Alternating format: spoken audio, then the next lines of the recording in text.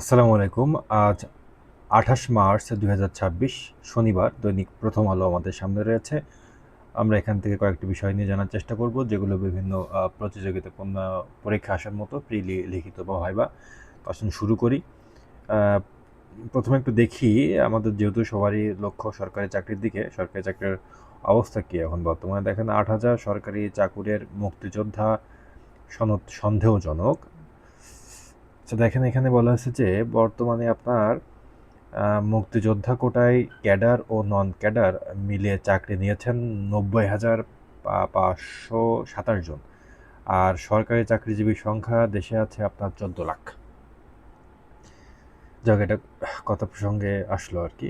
দেখেন, জিয়াউর রহমান নিয়ে আমরা কিছু জানবো এখন। জিয়াউর রহমান একটা বইয়ের কথা প্রধানমন্ত্রী উল্লেখ করেছেন। বইটা হচ্ছে আপনার একটা নিবন্ধ আর কি, একটি জাতির জন্ম।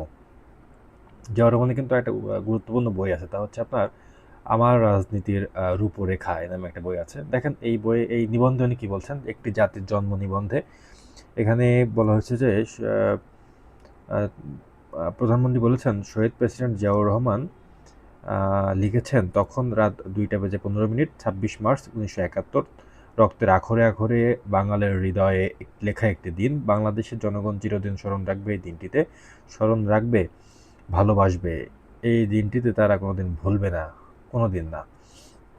এখানে প্রধানমন্ত্রী বলেছেন যে শহীদ জিয়া এই প্রবন্ধটি যে শুধু 1972 সালে 26 মার্চ প্রকাশিত হয়েছিল তা না, আর একবার প্রকাশিত হয়েছে 1974 সালে সাপ্তাহিক বিচিত্রায়। তো আপনার এটা নিয়ে উনি কথা বলেছেন আর কি, যদিও রাজনৈতিক বিষয় এখানে জড়িত থাকবে স্বাভাবিক, কিন্তু বইটা সম্পর্কে জানার চেষ্টা করলাম আমরা, যেটা কাজে লাগবে আর কি আমাদের। আচ্ছা দেখেন, যুক্তরাষ্ট্র ও ইসরায়েল যুদ্ধের হতাহতের সংখ্যা কিন্তু এখানে মোটামুটি এসেছে এই পর্যন্ত 28 ফেব্রুয়ারি থেকে শুরু হওয়া এটা। অনেক সময় কিন্তু প্রশ্নে আসছে যে আপনার ইউক্রেন যুদ্ধ কবে শুরু হয়েছে, যেমন 24 জানুয়ারি 2022 থেকে চলমান আছে, এবং না 24 ফেব্রুয়ারি। তো আপনার এখন 4 বছর, কিন্তু এই যে গত ফেব্রুয়ারি মাসে কিন্তু 4 বছর পূর্ণ হয়েছে আর কি আপনার রাশিয়া ইউক্রেন যুদ্ধের। তো দেখেন, মধ্যপ্রাচ্যের আপনার ফিলিস্তিন, ইসরায়েল, লেবানন, সিরিয়া, জর্ডান, তারপরে সৌদি আরব, বাহরাইন, কুয়েত, ইরাক, ইরান, কাতার, আরব আমিরাত, ওমান, অনেক দেশে কিন্তু ছড়িয়ে পড়েছে। সবচেয়ে বেশি মৃত্যু হয়েছে ইরানে, নিহত 1,937 জন। এরপরে নিহত কিন্তু হয়েছে আপনার লেবাননে 1,094 জন।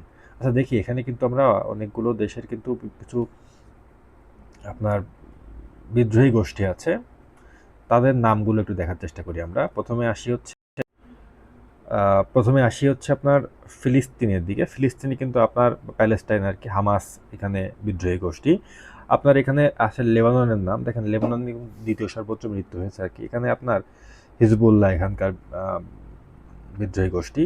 পাশাপাশি আপনার ইয়েমেনের নাম এখানে যদিও নাই, ইয়েমেনের নাম জানতে পারি আমরা। ইয়েমেন হচ্ছে হুতি এখানে আছে আর কি। আপনার ইরাকে কিন্তু আপনার হাস আল সারাবি সাবি আছে আর কি এখানে, ইরাকে আর কি।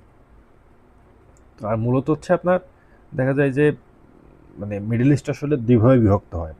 যেমন হচ্ছে সুন্নি শিয়া আছে আর কি। সেক্ষেত্রে আপনার দেখা যাবে সুন্নির দিক থেকে হচ্ছে আপনার আছে হচ্ছে সৌদি আরব আছে, তারপরে আপনার এই সাপোর্টে আর কি, হ্যাঁ, এই সুন্নির দিকে সাপোর্টে থাকবে সৌদি আরব, ইউএসএ আছে, ইসরায়েল আছে, ইউকে আছে, ফ্রান্স আছে। আবার শিয়ার দিকে সাপোর্ট করে হলে ইরান, রাশিয়া, চায়না আছে, নর্থ কোরিয়া আছে, ইভেন বাশার আল আসাদ, উনিও কিন্তু এই শিয়া এই বেল্টে ছিল আর কি। এখন এর মধ্যে কিন্তু ইরানের কিছু হেল্প লাইন আছে, তা হচ্ছে আপনার যেমন ইয়েমেনের হুতি, প্যালেস্টাইনের হামাস, আবার লেবাননের হেজবুল্লাহ, এগুলো কিন্তু আপনার ইরানের যে হেল্পিং হ্যান্ড।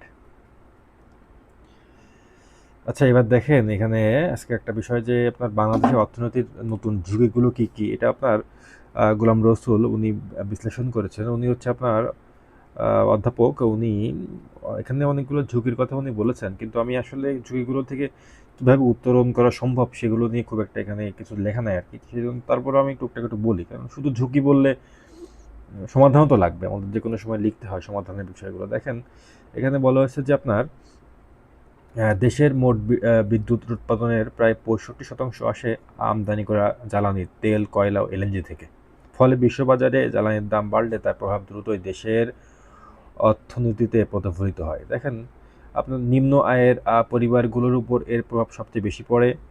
তারপর দেখেন বাংলাদেশের বিদ্যুৎ উৎপাদনে আমদানি নির্ভর জ্বালানির ব্যবহার বৃদ্ধির ফলে আন্তর্জাতিক বাজারের অস্থিরতা দেশের জ্বালানির সরবরাহকে আরও ঝুঁকিপূর্ণ করে তুলেছে। দেখেন কৃষি খাতে একই ঝুঁকি তৈরি হচ্ছে। বাংলাদেশের সেচ ব্যবস্থায় প্রায় 80%ই ডিজেল চালিত পাম্পের উপর নির্ভরশীল। এভাবে আসলে অনেক কথা বলা আছে আর কি। দেখেন উনি কিছু একেবারে যে বলেননি তা না, সমাধানের পথ বলছেন যে কর ভিত্তি বাড়ানো, ভর্তুকি লক্ষ্যভিত্তিক করা, নবায়নযোগ্য জ্বালানিতে বিনিয়োগ বাড়ানো এবং শ্রমবাজারে বৈচিত্র্য, এই পদক্ষেপগুলো এখন অপরিহার্য। অর্থনৈতিক স্থিতিশীলতা কখনোই কাকতালীয় নয়, এটি সচেতন নীতি ও প্রাতিষ্ঠানিক সক্ষমতার ফল। ইতিহাস থেকে দেখা যায় অর্থনৈতিক সংকট অনেক সময় সংস্কারের সুযোগ তৈরি করে। বাংলাদেশের সামনে আজ সেই সুযোগ। এখন এই যে কথাটা আর কি, যে একটা সুযোগ আসছে বা কী করা দরকার বা কী ধরনের সংস্কার করা সম্ভব, এটা নিয়ে আমরা যদি একটু বোঝার চেষ্টা করি তাহলে আজকে প্রথম আলোর যে সম্পাদকীয় সেখানে আমরা দেখতে পারবো আর কি একটা ভালো ব্যাখ্যা দেওয়া আছে। তা হচ্ছে আপনার মধ্যপ্রাচ্য নির্ভর ঝুঁকি, মানে মধ্যপ্রাচ্য নির্ভরতার ঝুঁকি। আমাদের শ্রমবাজার তো আসলে মধ্যপ্রাচ্য নির্ভরে অনেকটা নির্ভর, তো তো এটা বিকল্প শ্রমবাজার তৈরির সময় মানে বের করতে হবে আর কি। এবং এই সম্পাদকে বলা হচ্ছে যে বাংলাদেশের শ্রমবাজারের সবচেয়ে বড় সমস্যা হলো অতিরিক্ত মধ্যপ্রাচ্য নির্ভরতা। তো আসলে আমরা বর্তমান বর্তমান পরিস্থিতি তার একটা বাস্তব উদাহরণ। মধ্যপ্রাচ্যে 45 থেকে 50 লাখ বাংলাদেশি কর্মরত আছেন। যুদ্ধ পরিস্থিতি দীর্ঘস্থায়ী হলে তাদের কর্মসংস্থান, নিরাপত্তা ও আয় সবই অনিশ্চয়তার মধ্যে পড়ে যাবে। এর মধ্যে মৃত্যুর খবর আসছে, পরিস্থিতি ভয়ানক হচ্ছে। এখন সমাধানের কথা কি বলেছে দেখেন, যেহেতু বলা হয়েছে যে আসলে নতুন বা বিকল্প পথ সৃষ্টি করতে হবে, এখানে বলা হয়েছে যে আপনার বাংলাদেশ সরকার নতুন শ্রমবাজার তৈরির কথা বলছে এবং ইতালি, জাপান, দক্ষিণ কোরিয়া সহ কয়েকটি দেশের সঙ্গে চুক্তিও হয়েছে। তবে এসব উদ্যোগ বাস্তব ফল দিতে হলে দক্ষ কর্মী তৈরিতে বড় পরিসরে বিনিয়োগ করতে হবে। কারিগরি শিক্ষা, ভাষা প্রশিক্ষণ ও আন্তর্জাতিক মানের দক্ষতা উন্নয়নের উপর জোর না দিলে বিকল্প শ্রমবাজার তৈরি করা সম্ভব হবে না। মধ্যপ্রাচ্যের বর্তমান সংকট তাই বাংলাদেশের জন্য এক ধরনের সতর্কবার্তা।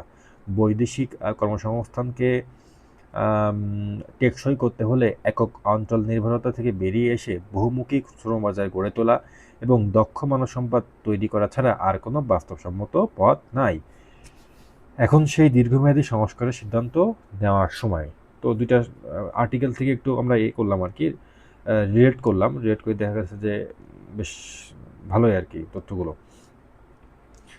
আচ্ছা, এরপর দেখেন হচ্ছে আপনার পেট্রোল ডিজেলের বাড়তি শুল্ক কমালো ভারত। সেক্ষেত্রে আপনার এখানে বলা হচ্ছে যে একটু পাশের দেশ সম্পর্কে জানি, তা হচ্ছে আপনার এই শুল্ক কমানোয় কী পরিমাণ রাজস্ব ক্ষতি হবে তা জানায়নি ভারত সরকার।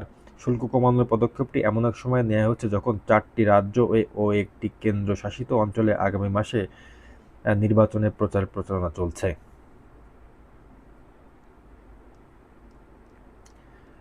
আচ্ছা, যাই হোক, এরপর দেখি হচ্ছে আপনার আচ্ছা কনসার্ট পার্ক বাংলাদেশ এবং যশোর রোড এ সম্পর্কে কয়েকটা দিব আমার চ্যানেলে হচ্ছে আপনার কিছু পোস্ট করব আর কি, এই দুইটা নিয়েই, যশোর রোড নিয়ে, বিশেষ করে সেপ্টেম্বর আর যশোর রোড এলএস গিন্সবার্গের কবিতা নিয়ে আর কি, ওটা নিয়ে জিজ্ঞেস করবো। আর কনসার্ট পার্ক বাংলাদেশ নিয়েও জিজ্ঞেস করবো আর কি। তাহলে আলোচনার পাশাপাশি পোস্ট করলে ওখানে আসলে থাকে আর কি, আপনার পোল থাকে, উত্তর দেওয়া যায়। তো দেখতে পারেন সে সময়। তো আজকে এই পর্যন্তই। আসসালামু আলাইকুম।